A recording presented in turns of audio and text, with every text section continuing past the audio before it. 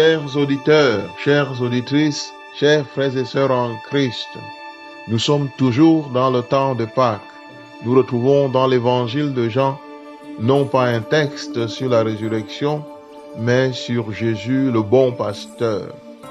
Et Jésus utilise dans l'évangile une image pas assez courante chez nous, nous qui sommes peu habitués au métier de berger. En effet, tous les pères fondateurs d'Israël, Abraham, Isaac et Jacob, étaient des bergers. Les rois comme Saül et David aussi, bien que le prophète Amos l'était aussi. C'est donc un métier habituel et noble en Israël. Le berger connaît les brebis et appelle chacune par son nom.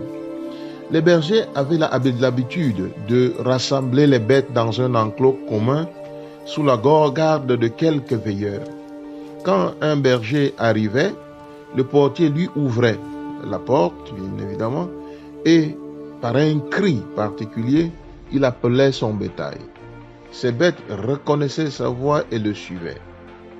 Jésus, bon berger, qui connaît ses brebis, renvoie donc à cette image. Il est question avant tout de celui qui est si proche de son peuple que chacun de ses fidèles connaît sa voix. Jésus est ce berger proche de chacun de nous.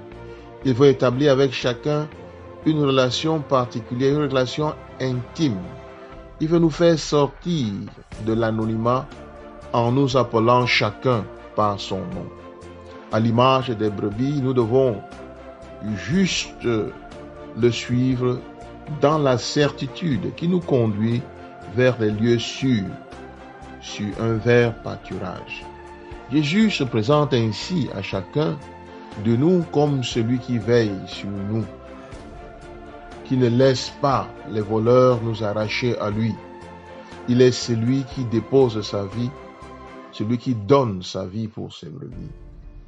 Jésus se présente comme la porte pour entrer dans cette bergerie, la porte du salut.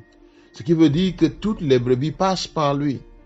En retournant à notre image, chaque berger vient et passe par la porte, ses brebis aussi. Jésus est le passage obligatoire, aussi bien pour les brebis que pour les bergers. Le pape François demande aux pasteurs de sentir l'odeur des brebis. À force de se frotter aux brebis, de sentir l'odeur des brebis.